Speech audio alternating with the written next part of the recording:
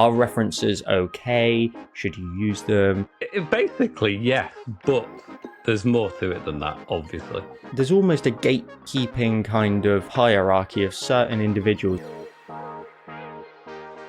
Hello and welcome back to another episode of the Sketchwave, our weekly show where we talk all things Procreate, digital art, because we are Procreate tutors here on YouTube. My name is Joel, otherwise known as JoelCreate, and my co-host, as always, is the one and only James Julier. James, how has your week been since we last spoke? I was thinking about this earlier, what we're going to say. I feel like I've had a very busy week of doing nothing eventful. It was a nice sunny day today, so I went out with the dogs. Taking some pictures of nature, which may become references and relevant to the topic today. How about yourself? Have you had a busy one? Or? Just being, I'm almost essentially now fully qualified as like a tree surgeon because I had to cut a tree down that was hanging over into the garden today. This is why men don't live as long as women. It's a test today of just very top shelf of a ladder, a saw in one hand, some clippers in the other, or hanging from one branch just to try and get as high as I could to cut it all back. So yeah, that's been my day basically. But in the week since we last spoke, we've obviously had an awesome episode that has gone live today at the time of recording, which was our previous episode, which was referring to the stealing of content, people taking it and uploading it and making money off of other people's hard work. I do urge anyone who's new to creators, the show. It might not be as relevant, I guess, to some people that watched it, but it ended up being a really interesting discussion anyway, didn't it, I think? Oh, 100%. And only just made even better by the guests we had. We had Kay, who joined us for the whole episode. She was absolutely awesome. And obviously, we had the one and only Flo as well, who joined us for a segment of that, who's also keen to join us for a full episode, which would be awesome to get Flo onto the show. Just while we're sort of talking on this, the last one, I spoke to you about it during the week a little bit, but the last episode which we're referring to was quite a special one for me because when we first spoke a long time ago about doing something like this, some sort of collaborative thing, I always knew there was a place in this space, should I say, for content creators to get together and really sort of tie the community together. I knew there was like another tier above what we do every week to bring the community together across Procreate, across all tutors. And last week really was just a summary of exactly that and kind of my dream goal, from the very start, really, is to have yourself on there, Flo, Kay as well. Like, it was awesome. It just a really summed up everything I wanted to try and achieve with this. And we're only 19, now 20 episodes into it. And sign of things to come, hopefully. 100%. I'm so excited to see where it goes. I want to get other guests on to come and join us for episodes as well, just to join in with the conversation. And, there's so many other stories to be told and I want to dig into that. And I'm excited. I'm really spurred on. And I feel like we've already made such a great achievement at the beginning of the journey already. So it's come a long way pleased. Since that first episode. I mean, I don't even want to watch the first one again already. It's already become embarrassing. So, we're going to change this week's episode around as well. We've looked at a little bit of feedback and we're going to swap the ordering round. So if you are someone who likes to just watch all the way through, you'll just notice that we talk about the main topic first, which of course is references today. And then towards the sort of second half of the episode, we'll talk about our previous tutorials. Usually we do it the other way around, but we're going to switch it around so we can get straight to the meat of it, really. So this week's conversation is, as I mentioned, regarding references. Are references okay? Should you use them? And everything involved in that. James, do you want to kickstart us really on this? Because we sort of had a bit of a chat about it before we came on air, and I think we feel like you are set, ready to go with this one. Yeah. So references are okay, and yes, you should use them. And we'll wrap it. Okay, yeah, there you go. No, I mean, we're all done. Basically, yes, but there's more to it than that, obviously. And should people are references okay? Yes, first of all, there shouldn't be any stigma around using references. I think that I seem to remember a time early on in my kind of art journey thinking somehow that it was big and clever to produce images without references. And I do that still. I do create not so much with the tutorials. I tend to rely upon references when I'm coming up with the tutorial designs, but when it comes to the work for just for fun, um, then I will try to just pluck things from my imagination more, mainly because I just like the process of discovery, and I think that there's something to be said for finding a creative voice that comes from almost like an expression of things you have seen. But even then, it becomes a grey area, doesn't it? If you've seen things, then arguably they are the references, even if they've been dug up from your distant memories or whatever else. But Mm. yes, I think there's nothing wrong with having a reference, and it may be that you use a reference because you're just short on ideas at the moment and you can't imagine something, but you found a beautiful image and therefore you're going to replicate that. um, I think it's an absolutely valid thing to do, and I think that you should use references. I mean, what do you feel about them? How is it? We'll get more deep into how they've applied to us through our art journey a little later, but how would you summarize in terms of whether people should use them? I think you nailed it first time. You can use them. There's Yeah, no. We've said so many times in this show, in already a few episodes, there are so many different journeys that people are on. There are so many yeah, different paths that people are going down, and that I mean that's a big thing anyway. Let's relate it then to something you've been doing recently, which is the cabins, mhm, and stuff, that type of content. yeah, Your mind sometimes can only take you so far. Your yeah, mind can only sort of, in terms of the granular details. And by the way, there is actually a theory, isn't there, that everybody's mind sees images very differently to each other. And some people can't even see an image in their head. So I know we're getting into the psychology of that kind of thing and the mind and how it works. But there are very different types of people on that kind of spectrum where some people cannot actually curate an image in their mind, which yeah, to somebody who can is fascinating. But then there's other people then that make their way higher. So you think of an apple, some people will just think of a round red blob almost with a little stem, and that's it. Then you keep going and you just gradually keep getting more and more detailed until yeah, some people, a percentage of the population, can see an apple in its full crystal HD detail. Now, I reference that because there's also different mindsets involved as well when coming up with a canvas and sitting down and going, I want to create that cabin. I want to put that cabin in the woods. And I think there's so many factors I think that come into it. It depends on how your mind works, first of all. Again, I'm trying to relate it to you and the content you've been doing recently. How your mind works, how much detail your mind can produce when you think of a cabin. Does it also think about the structure and the geometry? But does it also think, what's the roof made out of? Is it made out of slate? How old are those slate yeah. tiles? Are they grey? Have they started to get a little bit of moss on them? The Depends how many windows. cabins you've What seen in your life too. I mean, if you're somebody who lives exactly? surrounded by wood cabins, you're going to know intimately through first-hand experience what should be where. But if cabins are something you've occasionally been to on holidays, or not even that, then you're going to really struggle to know exactly what should be there structurally. And I feel like that's another key piece of this kind of puzzle, really, is experience. You Mm, can only draw from your imagination, and your imagination can curate things, but they don't exist or might not follow the norms of regular cabins. Again, we're just talking about cabins now. But in terms of, the normalities of them, where would the windows typically go? Where would the door go? yeah. Again, the materials used, etc. You know, when you think of a cabin, I wouldn't expect it to have a thatched roof potentially, because it's too Mm, small of a building potentially to have a thatched roof. But if I've seen one that does, then I understand that that's now justified if I make that decision to give it a thatched roof and so on. So experience comes into there as well. Your mind can only take you so far. You can yeah. see things that you've seen through experience of life and then say, actually, so I've seen these two cabins, and I want to blur the two of them together. Welcome to the cabin wave, everybody. Yeah. Who Our knew? new weekly show.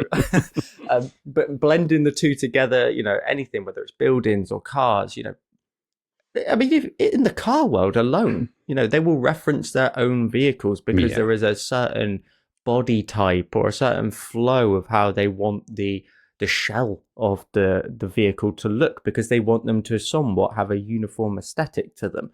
Every Aston Martin is based off of a previous Aston Martin. They look for the characteristics of it and what to maybe exaggerate this time, what to smooth out, and where to drive the design going forward. So references in many different worlds, It doesn't have to be, in my eyes, are completely acceptable. It's not even a matter of acceptance, is it? No. I don't know if this is a question that we've got further on, which I don't think it is. Do you feel like there's almost a gatekeeping kind of hierarchy of certain individuals that say, "Oh, there we go, we've got the answer," that feel like they want to apply an extra sort of 10 pence to it and say, "Well, no, I don't use references because I get the question. An elitist." I have the question in the comments section. Do you does this come from your imagination? And I know the correct answer should be yes, to satisfy the questioner, really. I mean, I guess I remember watching like Bob Ross episodes, and there's a certain appeal about the idea that he's just exploring and it could go in any which direction, but I know it isn't. From an artist perspective, with a bit more experience, I know full well that he'll have practiced that first. He used to begin with. Before that's the second time he paints it. Yeah. And also, maybe the first time it came from imagination, perhaps, but there's no doubt that every artist has used strong references at some point. It might be that it's an exact copy of a reference that you found. It might be that you use just an element in something. It might be that you just take a really subtle element of it. And I remember looking through, you're going back to the design idea in terms of designing cars, but there was an Art of Star Wars book I remember to me. And I remember looking at some of the designs and the designers saying that they'd taken inspiration from something like a disinfectant squirty bottle or something, and the design of the head and the trigger on it had just the mechanism, and they'd taken inspiration from that and turned it into a kind of droid within Star Wars. And it just shows that you can use things, 3D things, 2D things, other people's photographs even, and then maybe we get into a sticky area there perhaps, but taking inspiration and using it and incorporating ideas from it in your own art is nothing to be worried about. And there is a snobbery there. I think that some people think that it's a better work of art if it's come 100% from your imagination, but I just don't think it's realistic. I think that the vast majority of artists have used references very strongly in their work. Well, so do artists, so let's say professional artists, do they need references? Well, it would depend on who you would speak to, I suppose. I think there is William Blake, the poet and an artist, is more of an illustrator, really, I suppose, technically, for his own work. But I believe that he wouldn't use references. So there are examples of artists that don't use references, but I think that they are few and far between. And there's no hierarchy of better artists just because they don't use references. And his anatomy is in his illustrations is famous for being completely wrong. It's a very stylized kind of look to it. Great illustrations, very iconic and brilliant work, but not accurate. And it depends what you're going for, I suppose. They're kind of haunting images that look like they're pulled out from the imagination, the dream world, gives it an extra quality, but then that's what he was going for, perhaps. So there are other artists, there were Salvador Dali, for example, who had highly photographic looking, surreal images, but photographic elements in there. There's no question, of course, he used references. In fact, he'd use references and then project them using an overhead projector. So, yes, I think that professional artists use references all the time because they're not stupid. They know how to do the job correctly, Yeah. Oh, 100%. And there's professional artists you can see on YouTube that are like game designers and like sort of game art designers, and they're always referencing things. Yeah. They'll because they want to get it right. You know, I think I guess And that's it. Yeah. it depends on if you've got someone to answer to. If you're an artist and you're just publishing content, as you mentioned, and that's your vibe, that it's a little bit unnatural, then fine. But if you've got someone to answer to, like a boss or a creative team or something like that, you want to make sure, well, does that, I don't know, does the species of tree match the landscape to a degree and stuff like that, and the building and those types of things that are a little bit more technical.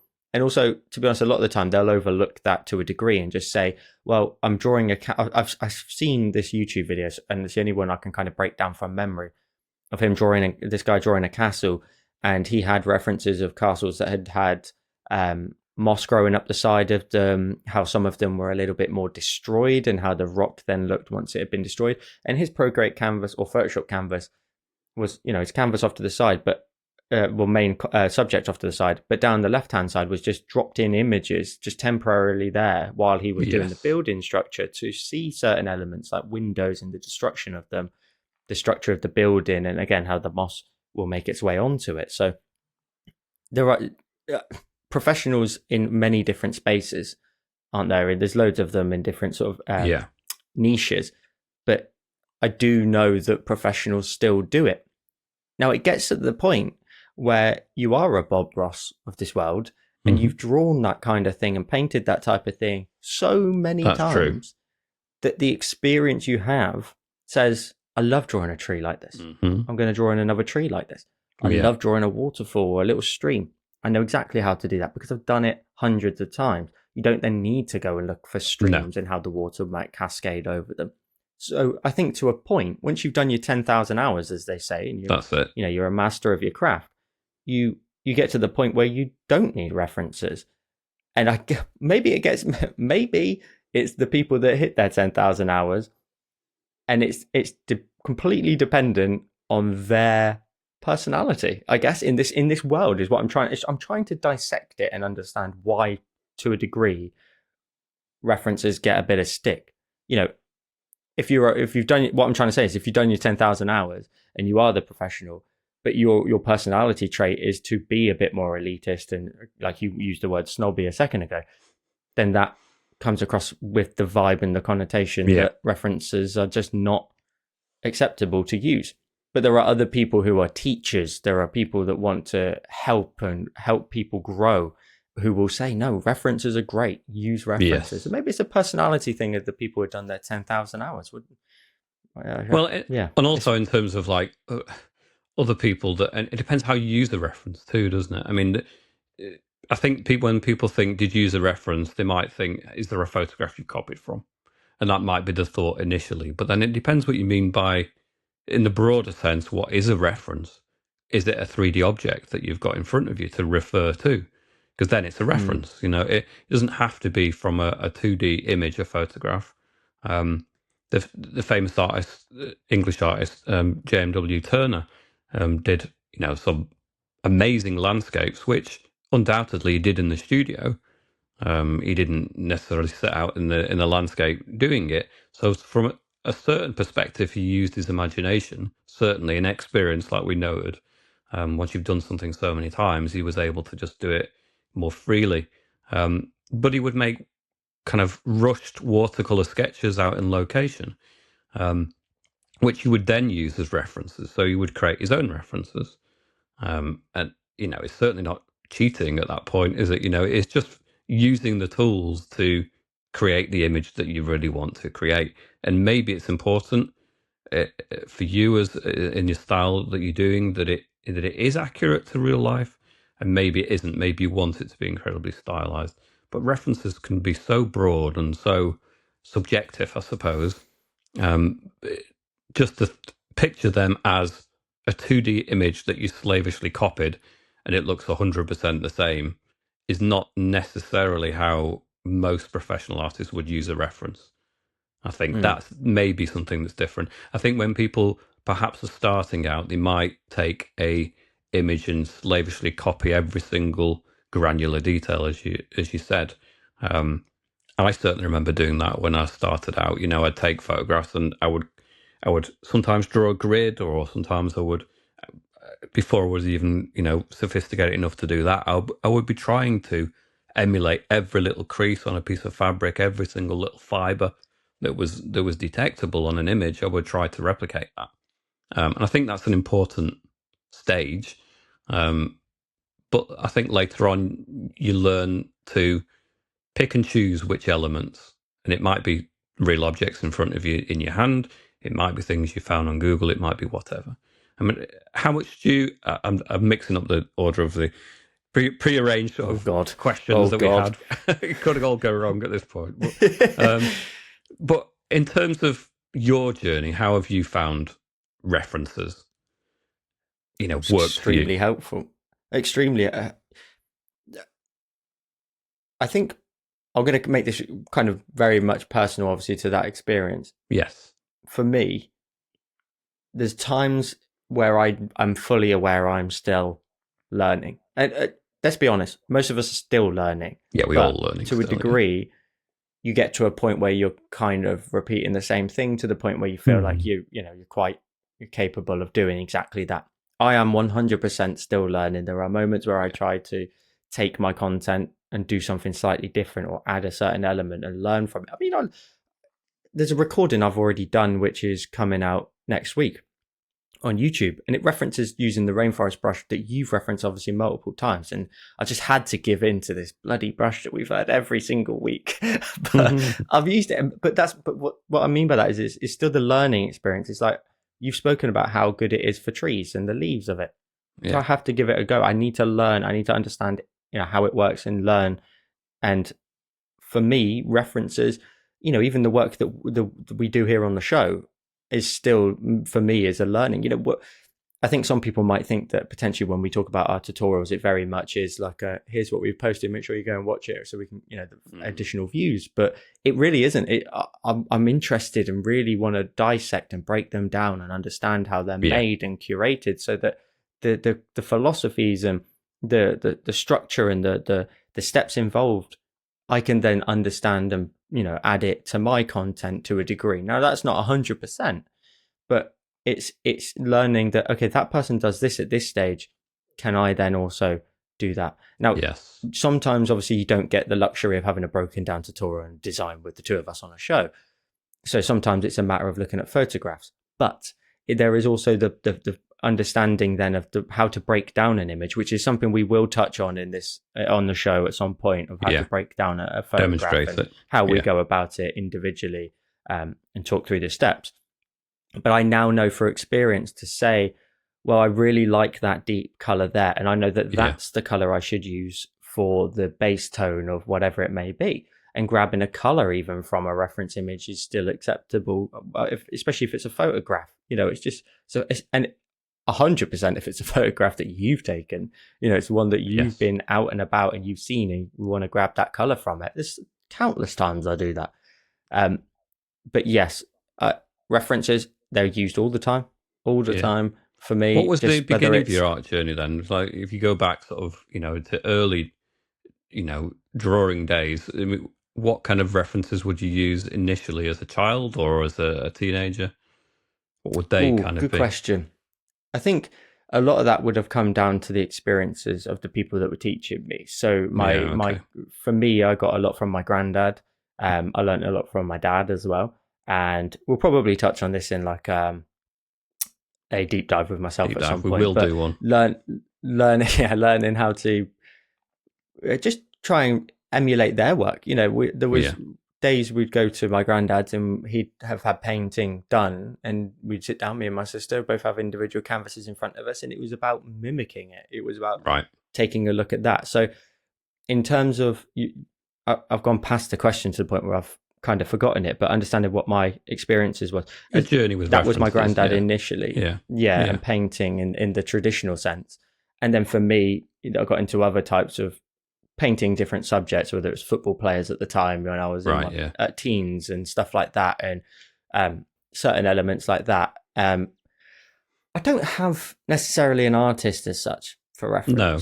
I think my journey is very much self-taught, to the point where I'll see something I like and I just want to mimic it, like in terms of being able to say, I can do that. You know, if I see something really cool when I was younger, like it would be some sort of Photoshop design, for Right. example, I would see it and be like, I want to learn how they did it. I want to see if I can do that, because if it looks as cool as what they did, then I want that. I would imagine, I think mine's very much like self-taught in a sense of just seeing things that I like, Hmm. replicating them, wanting to know if I can do that kind of thing. I would imagine yours is maybe a tad more traditional, or in terms of like actual professional artists potentially, because you referenced them a couple of times. It'd be interesting to see who were your references.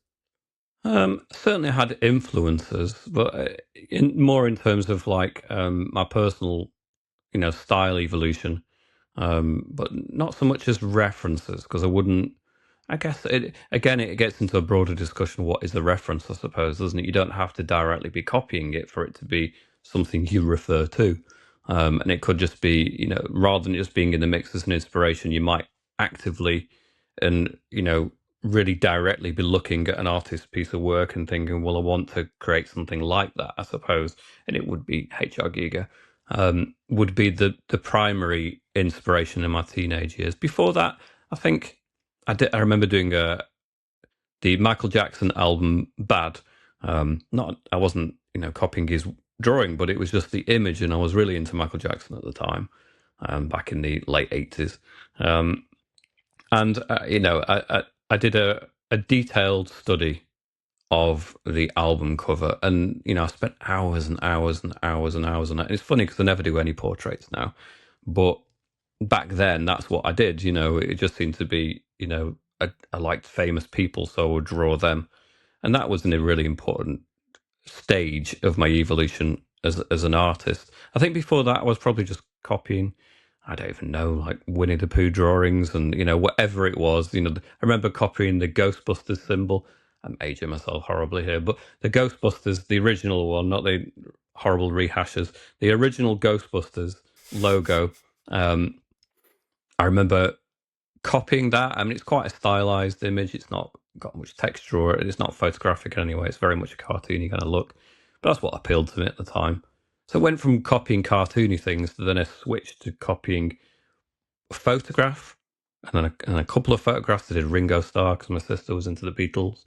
Um, and then the school that I was at liked my work and wanted me to produce something. The art teacher there said, "Can you do more popular musicians at the time?" And I did Bros because they wanted me to do a popular musician at the time. Do you know who Bros is at all? No, no, fair But enough. You're far too young. But yeah, I mean, so I did a study of the band, if you can call them that, the band Bros. oh Um, yeah, prof, yeah. yeah, it's like two brothers and a third. No, you don't know. um, should look them up. Yeah, I'm sure you'd love it. Yeah, it's no, it's horrible. Throwback to the 80s, not really, but anyway. So I did a portrait of that, and I think beyond that, I then started to progress to um, real objects. So it progressed from looking at photographs to looking at things that I found around the house that were interesting. Don't get me wrong, I would still draw from photographs here and there, but it progressed in terms of my use of reference. It wouldn't just be 2D things that I copied from, it would be 3D objects. Um, Not because school had asked me to do that, although obviously that came later as well. I, I genuinely just had the urge to draw things around me and copy from things. And I guess initially it's more about the technical skill of can you do it, perhaps. But then once you start doing that a few times, you find things that you've enjoyed copying or drawing, and other things that have been a pain in the backside, and you don't enjoy doing that type of thing, or just think some things are boring and they haven't got an interesting texture to them, and so you think, I don't want to draw that. And just by being selective of what you want to draw from in your environment, I think teaches you what you like to draw, and it gives you your aesthetic in a sense. So that was kind of my intro into references, really. As you're saying that, I'm starting to think that I guess in everything in life is a reference. When you think like, because I was thinking beyond art to a degree of saying, well, I'm thinking when I was a kid and I'd see someone do like a certain trick, like a football trick, like a double round the world or something. You know, I'm out in the street the next day learning how to do it, and I remember having the video like on my phone, just watching it and going, how Yeah. did they do that? You know, are they Yes. how they jumping? I'm not going to get into that too much, but you know, there's loads of things, and I guess like anything in life, you see someone and you go, they're BMXing. You know, don't matter what age Yeah. you are, and you go, I want to do that. I want to learn how Yeah. to If skate you keep or looking at it, if bike you're like that. referring to it to try and learn it, then Exactly. it's a reference. Yeah. Yeah. Someone had to do the first kickflip. Someone else Yeah. needed to learn how to do it, and then Mm-hmm. everybody else wants to learn. You know, you reference these things, whether it's a video Yes. or an image, to then learn from them. And I guess that to me that would nicely kind of wrap the kind of idea of references. We've got more to talk about on it, but you know, it's all about learning. You know, Mm-hmm. learning what certain things are, and then you know taking that and crafting it into your own world and your own space, whatever it may be. But to a degree, though, I guess art has a certain. You can learn how to do a kickflip and copy someone doing a kickflip. That's fine. But when you're in art, if you're seeing someone else's work and then you're just drawing it and copying it and even sort of claiming, I guess, to a degree whether it's yours, because you drew it, you get into like a territory where it's like it's unacceptable. Do you know what I mean? You get into this kind of Plagiarized. blurry Yeah. landscape, yeah, Mm. where you know you can learn from it for your own personal experience and your own personal kind of Yeah. fun, but it depends on where you then take it afterwards and how you publicize it, and so, especially in this world now with Instagram and so on, if you're posting it to it. Well, actually, just thinking about it, to a degree, every single one of our followers is referencing our own work because they're Of course. referencing the video that's on screen, and Mm-hmm. that's thousands of people every single Yeah. month. You know, so to a degree, yeah, they're doing that, which is again the whole Cheaters. objective of it. Yeah. Oh, I'm No. clipping that. No, that's clearly not our opinion on it. We value, the Yep. references. I think that's how you learn, you know. And the Yeah. people that And we have, had to learn from someone. yeah, absolutely. I mean, I do think there's value. There's certainly there's value in looking at other people's work and teachers that, and following along and looking at other finished artworks and trying to decode them is very useful too. Um, and trying to just get your head around how they've achieved things. But then I think references that are probably the most valuable ultimately, once you feel a bit braver and feel more confident and you can go out there in the tangible world that's not 2D. I think that finding real life things like Turner did with his work and like other artists did, find things out there in the world that is real, um, and that you can go up and scrutinize. And that's the advantage of a reference, I suppose. That's from the environment around you, is that you're not limited by the pixel resolution. You're not limited by one perspective on it. You can look at all the facets. You can look at a different perspective on it. You can. Um, I did a lot of skeleton studies where I was teaching, supply teaching at foundation level at one point, and they were doing an art exam, so they were distracted and they were busy, but they had a model skeleton there, and so it's one of the subject matter that I just really love drawing from, and you can choose the angle on it because it's a real object. It's not just a photograph of a skeleton where you might get a little bit confused about the depth and how the distance between different parts of the skeleton. It might be that you misinterpret it because it's just not quite clear enough. The tones might be too similar, and there might be a little separation and a gap between something that you can't quite get your head around. But when it's a real object in front of you, you can go close up to it. You can look at it from different angles. You can turn it around, and you've got a 360 perspective on it. So the best kind of reference for me is still life, real world, real object in front of you. And that's not always achievable, obviously, with some kind of subject matter, whether it's a certain mountainous landscape with a beautiful sunset and you really want to use that, incorporate that into your piece somehow. You're going to be very lucky to be able to get to those vantage points with a camera and have all of your own photographs to refer to. But I do think there's value in studying real life objects. For me, that's always been skeletons and other things like a wicker chair that I did that's got repeating patterns on it. I tend to get quite locked into not geometric, but more organic looking repetition. I think that was what inspires me, which is why I ended up liking the work of H.R. Giger. Um, But yeah, I think that if you can progress from 2D references ultimately as an artist, and it's not a snobbery thing, you don't have to do this, but I think there's a big advantage to having real world references to either photograph or draw straight from. If you can do that, I think it will be a big advantage to you in your So you speak progression. about the advantages. Let's talk Yeah. about the disadvantages of Yes. references, because there are disadvantages. Mm. There, to me, I think a disadvantage sometimes you can sometimes get a bit of a dependency on it. Yeah. But maybe that's situational where you just might not have the sort of creative fuel at that point, so you need to go off and find a reference. Now, how long you sit in that limbo land and say, no, I'm going to power through, I'm going to remember from experience of what I've done, Mm. even look at my past works to think of content to add, etc. So sometimes I think a disadvantage sometimes is that you can lean towards a dependency on it. Can you think of any other drawbacks and disadvantages of using references? I think, yeah, in terms of the starting point, you might think, well, I usually copy from things, so therefore I'm a bit intimidated by the idea of not doing that. But also, it's it's the ability to put it down at some point, isn't it? Really, I think that's the disadvantage of a reference. If it's a 2D reference, as like what I said, you won't see it from different perspectives. You might get something a bit wrong because what appears as a patch of color might turn out to be, a structural thing that you didn't realize was a structural thing, and you put it in there, and somebody else may come along and go, "Oh, well, look what that is in your painting," and you didn't realize you'd done it, because for you it was just a blob, where somebody else might recognize that actually it's something relevant to the landscape. So you can inadvertently add things to your images that you don't really understand, and you've added them anyway, and just because you're Mm. copying it verbatim. But also, I think that you can get too locked in to a reference, and then you wanted to use a reference for inspiration, and you wanted to incorporate it in your work, but you don't know how much to take from it and when to just put it aside.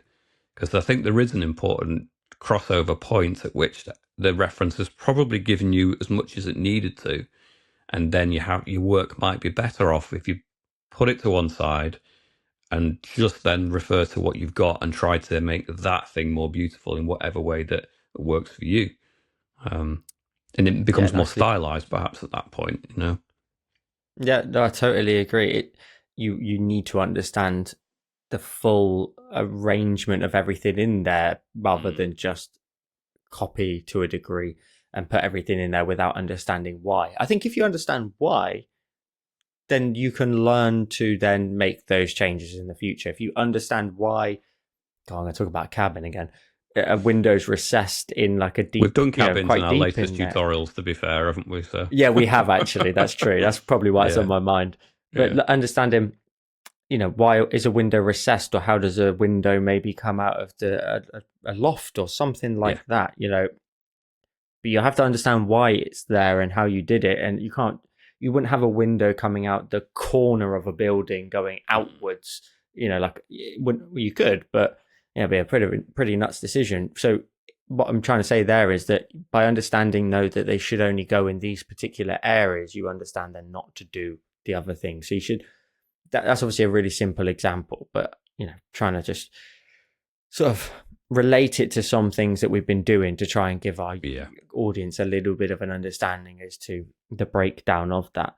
Um, I think we've nicely sort of summarized everything we've got in our list here to a degree. When to put references down and put them to one side is really the only other thing we can sort of really discuss is Yeah. when should you put them aside? And I guess we maybe already have touched on it, which is when you feel like you've drawn that thing a lot. I think also this is really important to say because a lot of the Procreate space is it's got a lot of variety in it. And that's great. Obviously, we want that in the space. We want completely new ideas that take things to the next level and so on. But a lot of our audience will draw very different pieces of content week to week, whether it's a Yeah. cute kitten or a landscape. With a cabin that's got an inferno inside it, and then the everything in between. We just need to sort of remember that you want to somewhat, and this is what I said at the very beginning, is think about your path. Are you someone who wants to draw Yeah. landscapes only? Are you someone who wants to draw the cutesy stuff, or are you just happy to do everything? But if you can try and focus your path a little bit, then you will get to your 10,000 hours. You won't need references by the end.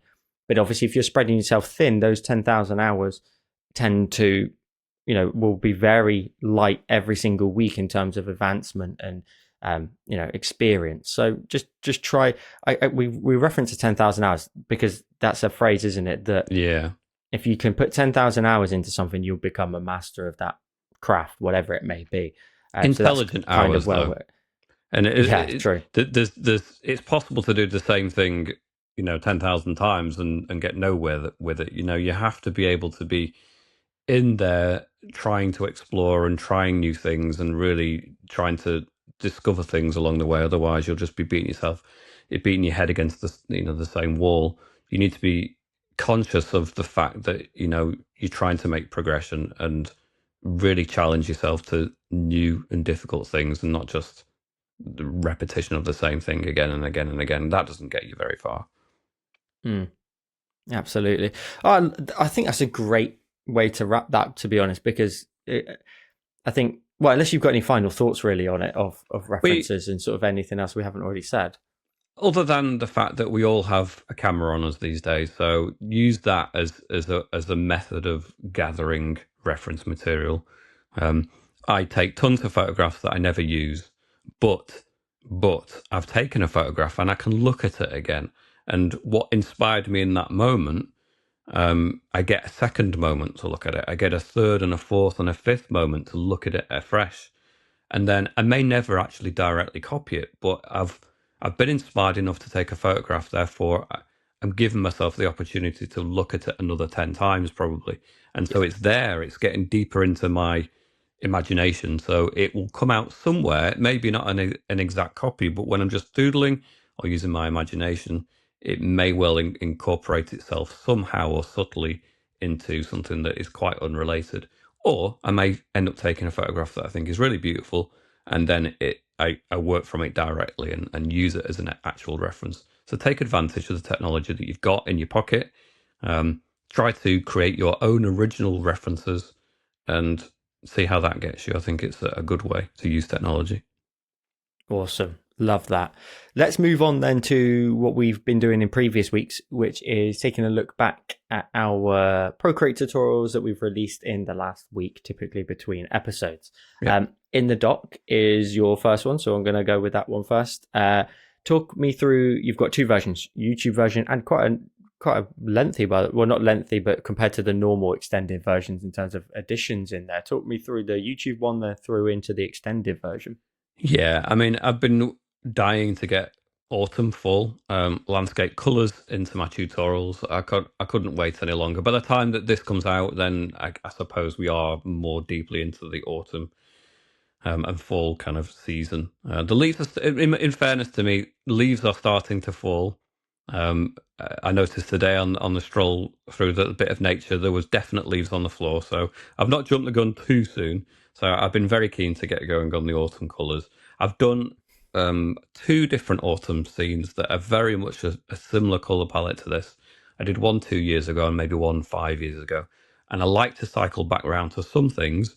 It gives me an opportunity to explore the different methods that I've discovered along the way, the different brushes, the different approach, the different tools within Procreate. And I found this was very different in its approach to the last one that I did. Not necessarily, 10 times better, but a very different approach, which made it interesting and fresh for me. And then the extended one, I've added a cabin in the woods. So I've done a lot of cabin images recently anyway, as we've discussed in a previous episode. I'm a little bit stuck on that in terms of it just keeps occurring to me that that's what I should do. I'm a little bit obsessed perhaps at the moment. Let me run back though to a question I asked you. Yes. I think it was maybe 2 weeks ago now. Yeah. Is when you drew the landscape for the YouTube one, did you feel like your subject of a cabin was missing? You were missing a focal point or a focus of the design? And I only asked that because, as you draw, as I mentioned last time, when you're drawing these things quite often and then you subtract it from a design, sometimes it feels like something's missing. I didn't. Honestly. I didn't, because I've done a similar looking landscape before. It felt like, oh yeah, I'm doing that, something similar to that again. It's not entirely the same, but it was similar to that. But then one of my patrons said, "Why don't you stick a cabin and a path going to it?" So then at that point, it's like, yeah, of course I'm going to do that. So I answered the request. It wasn't my initial intention, but it ended up being what I did. So yeah, and I'm glad that it was suggested to me, because I was trying to steer away from cabins, but then as soon as someone gave me permission to go for it, then I couldn't resist that temptation. So yeah, no, it was great, and Nice. it was a nice little addition. I think it's probably made the picture. It's a shame that version didn't end up on YouTube, but I probably would have ended up with people complaining and going back to cabins again. But anyway, somebody asked me for it, so that's my excuse. That's what I'm sticking with. How about Fair enough. yours? Because that's The my two extent, images dealt with. well, the extent. I just want to touch on the extended Yeah. version. For me, the cabin though does absolutely nail it in terms of the subject and the kind of focus. The path as well was a great addition, which I think just nicely sort of takes you from front to back and to it, to the cabin itself. One question I wanted to ask you is, because this is your extended version and potentially, did somebody ask you for the cabin before you shot? I'm guessing it was after you shot the YouTube one, and you were about, you have that sort of time in between YouTube and that one. So yeah, I've done it today. Was that? I did it today, Okay. on the day of filming. So normally I would leave it a little bit longer, but because they had such a clear request for it, it got my imagination thinking more quickly than it perhaps it would do normally. So I knew exactly what I was going to do to it. So I've just got on with it today, which is timed nicely for today's episode. Whereas normally it probably would take me longer than that to come up with the ideas. So was your canvas initially in a place where you could have easily introduced it, or did you have to do like a bit of a fixed stage or anything like that, or were the layers already sort of set up, ready? The layers were set up at the background. Yeah, there was space between the three layers. One of the reasons that people say, well, why do you have so many layers, and why is everything on this layer, and why is it, blah blah blah, and it's for this kind of a reason. With digital work, if it was all flattened on one layer, it'd be a nightmare to try and introduce these kind of elements. Whereas with layers, you can put it on your top layer, draw it, and then just drag it down into the appropriate place and see where it sits best. And that's cool. Is that what you did with this? Well, I experimented initially before. I don't do a lot of that, but in this case, because it's not a clear view of it and it is kind of enmeshed in between different sets of trees, I did try and figure out where it would be best placed first, and then I realised that actually I'll just plop it at the very top of all my layers and then put it back, sit it back in the appropriate layer. So I knew I had an idea before I started filming where it needed to go. In this instance, yeah. Oh, it's an awesome design. Really, really cool. And the colors you managed to get away. So not get away, because you're not doing anything wrong. You use so much color at the minute. Like they're very vibrant. Even your blues are still nice and saturated. And I've got such a bad habit, which you'll see in a second from mine anyway. Maybe that's a segue. But I lean so much towards like a desaturated design sometimes, and I don't know if it's me trying to lean towards like realism and whatnot a little bit more, and the world not being quite as colorful as you maybe hope, kind of. But yeah, there's so many nice bright colors in there with especially the YouTube version. The YouTube one seems to have a little bit more, because you haven't got the darkness of the building towards the back. You just have even more space for those. That's more light come through. Yeah. Exactly. Okay, we'll use that as a segue then. We'll segue on to my cabin or my cottage or my house. Yeah, it looks like it's got not quite wood structure there. It's got more kind of render and more solid materials there. But in terms of what you were saying about it being more desaturated, I think in this instance, it really benefits it, because you've obviously got the elements there. You've got rain coming in there and dark rain clouds. And I think the muted color palette is beautiful. It's very, I don't know where it would sit. It could sit in loads of places in the world, but it's definitely the kind of colour palette that I'm used to seing in the UK many times. So it well, resonates in Yorkshire, yeah, for me, 100%. Yeah. What was it? Yeah, tell me about it. I love a misty scene. I think to a degree, it kind of tells you don't have to do too much, if that makes sense. Like the two rolling hills in the background, I've done enough on them, and right behind the building, which you'll be able to see on screen now, behind the building is quite white, with the mist and the lighting brightening that up. Because I'm imagining that just behind the hillside on the left, the sun is still there. It's still bright there's light coming through. It's not a warm light by any means, but it's still bursting through these really dark rain clouds above. So it's brightening up the kind of mist and all the water in the air. So the hills have been covered up to a degree, and you only have to do a tiny little bit of kind of texture to show the flow of the land, how it's making its way down towards the water, and then a layer of cloud and a little bit of mist. So I love these from a degree of like focus. It will allow you to just leave the background, cover the background in your clouds and your mist and your rain, and then it really focuses your attention on the subject. Also, I always love a misty scene if you can get some dark clouds in to a degree where it creates a vignette, because with the reflection for me, like the darkness of the bottom left corner and the top left, reflecting, and then likewise the other corners, you get that lovely vignette where the center is just that little bit brighter. For anyone who doesn't know what a vignette is, it's usually like a dark ring, sometimes light as well, around the outside of a photograph or and any kind of image. And it just has a dark fade right round to the very edges, which is on purpose to get you to look at the most saturated, brightest area in the center. I used a lot of the leatherwood brush in this one to create all of the land. It took too long. I'll admit it took too long to do it. I think I laid down too much of the kind of foundation browns and then went back in and added accents of the really light, almost like light orange color on top, just to add in the blades of grass. I wanted this to have a bit of a natural messiness to it to a degree. The landscape having the little flicks of the grass and it's all over the place, and the rocks just beneath the building that are part of the foundations of it. And I wanted the building, as you said, to have, it kind of works in two ways really, but the nod, I wanted it to have a nod of kind of stonework, white stonework, but it could easily be like a wooden building at the same time. It could. It was using, I think, the leatherwood horizontally in a striped fashion, which could easily either be interpreted as like bricks or otherwise wood paneling. But this is something that was also, a reference, looking at certain houses in this kind of environment, not so much in this environment, sorry, but in this kind of formation and style, and quite old buildings as well, to understand, how I can get something like that into this landscape. But I'm really happy with it. I'm really happy with it. I really like the rain. There's the section that the top of the hills or the mountain, the distant mountain at the top left. There's the texture there at the top that's representing like trees and organic things. What brush is that? I really like the way that looks. I knew you were going to ask me this, and I'm just sat here thinking, no. I'm sat here thinking, what brush is it? What brush did I use? I know he's going to ask. That is such a great question. Like one of those flat brushes or something like that. It's got almost that kind of round shape. It's the Evolve brush. Oh, right, okay. The Evolve brush. It's under inking or drawing. It's under drawing, Evolve. It's really pressure sensitive, and you can get the illusion. I've done it in a tutorial as well that I shot this week, in exactly a similar type of fashion, where you can kind of create trees on a hillside in the distance, and it's very easily done.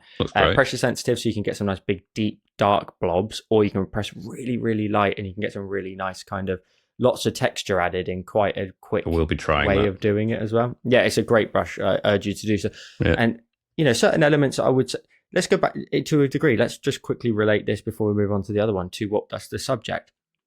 Those hills in the background were to a degree inspired by the breakdown of some of your tutorials that we've done, where you have a really nice way of giving landscapes in the background a little bit of color and a little bit of something to show the flow of the land, but it's enough that it's just background content. You don't need to add tons and tons of content. That's not the subject. That's not the focus. And to a degree, I thought of that as I was doing it. You don't need to add tons to this. If you kind of, I call them scrape lines almost, like you're scraping some color in there because you want it to have a little bit of a messy texture to it. Show the flow of the land making its way down towards the bottom, and that's it. That's all you need to do. And little sort of elements like that. So again, kind of trying to relate it to the content that we were talking about today. And then the tutorial that I released this week on YouTube was a desert scene. I really love when I can see on like Pinterest, for example, where people can, have you ever seen them where they'll draw the blob shape first with the base color, and then they'll do like a step 1, 2, 3, 4, 5, 6 and like a zigzag, and they'll show the evolution of the kind of thing that they're drawing. And sometimes it's just a rock, and I love it because you can see the build up of the content and stuff like that. And I've really wanted to put this into play in a desert scene, but the rocks use that kind of concept. You start off with a really quite dark color for the sort of main body of it, and then slightly lighter tone. But the brush, it was the Inca brush again, down to like a 30% on the opacity, drawing in random shapes. And I really tried to explain this as I was doing it, to say to the viewer, when you want to draw something like this, you do not draw one rock 100% and then draw onto the next part of the rock. And when I say the rock, I'll zoom in on the edit, is that all of those, it looks like one big rocky area, but it's broken down into like all the how the rock's been destroyed over time and fallen maybe, and it's broken down into what looks like individual rocks, but it's not. It's all part of the same body. And as I was saying, you don't draw one rock perfectly straight away. Get in there with the 30%. Let's draw in some shapes. Let's see what kind of rounded areas we can create. Perfect. Now you've done that, because it's 30%. Let's layer on a little bit more color, and then let's move on to a highlight color. It's an exploration, isn't it? Yeah. You're trying to dig out. It builds up. Discover. Exactly. And you're trying to build it up. And then as you apply color to each rock, you say to yourself, oh, that looks really good. And that's actually now brought that rock closer to me or further back. And then I always try to kind of say, then you can do all your highlights. And the problem with doing that, though, is sometimes you get a bit too carried away. And I'm guilty of it. I'll add too much. So then you can go back one extra layer right at the top of the base color again, which is the shadow color already, and go back in and carve them grooves back in, make them a little bit more defined, reaffirm your shadows and the areas that you want to, show the deep grooves between the rocks. My favorite part of this, right, is really, it's actually the far right hand side of the main rock structure on the right hand side anyway. There's a cool tone used for the side of the rocks that are not facing the light, and it was just a slightly sort of purple grey color, and just really fun to play with. I used it a tiny little bit at the bottom as well on the left hand side. It's also really kind of echoed a little bit in the distant mountains, isn't there? Because there's a slight purple kind of tone to the very distant mountains, so it kind of ties the color palette together really nicely. And I also wanted to add in, kind of these tutorials. Sometimes I know from the start that they are basically going to be the repetition of styles throughout the whole of it, like the repetition of techniques. And I started off with the foreground, a very dark set of rocks in the bottom left. And I said in there, once we finish this, I said, right, everything I've just taught you, we're just going to repeat it. We're going to be repeating the whole technique again and on the other set of rocks. And then the rocks on the ground as well, in between the sand. And I always want to, I'm very guilty, of talking too much in my tutorials. I could get someone from A to B, but I don't like it. I don't like doing that. I like to explain my journey. I like to I want people to sit and understand to a degree what I'm doing and why I'm doing it. And you can only do so much of that in a tutorial without, making something really long in duration. But like I said it at the beginning, once we finish the foreground, we're going to repeat these steps. And I love that. And I love it when people also appreciate that in the comments as well. They understand why you're doing certain things.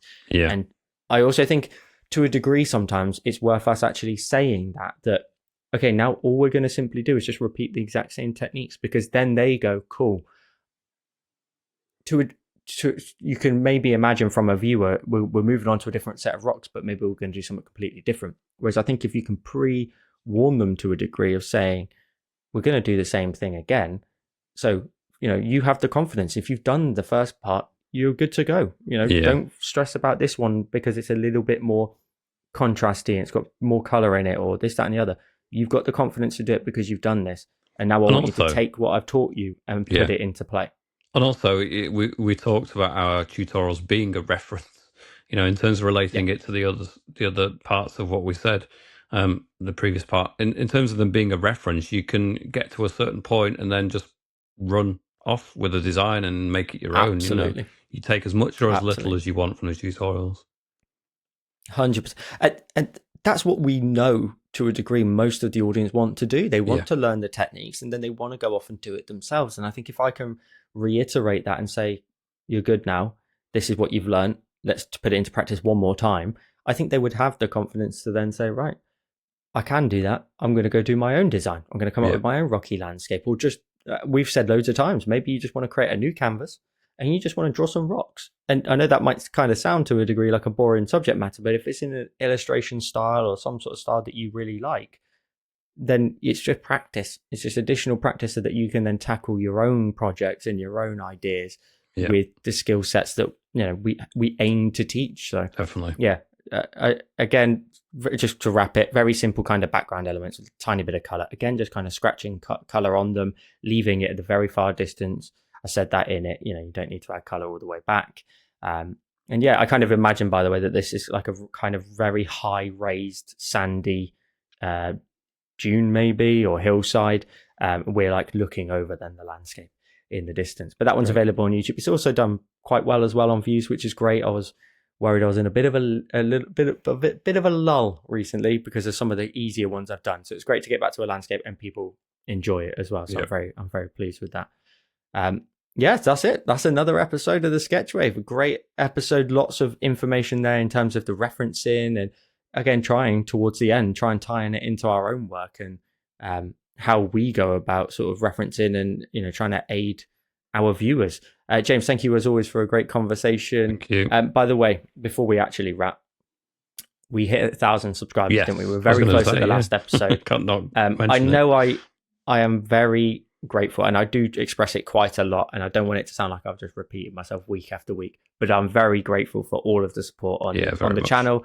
The project that we're working on here, it is a project for us, but it's also something for the community, and again, to see it grow.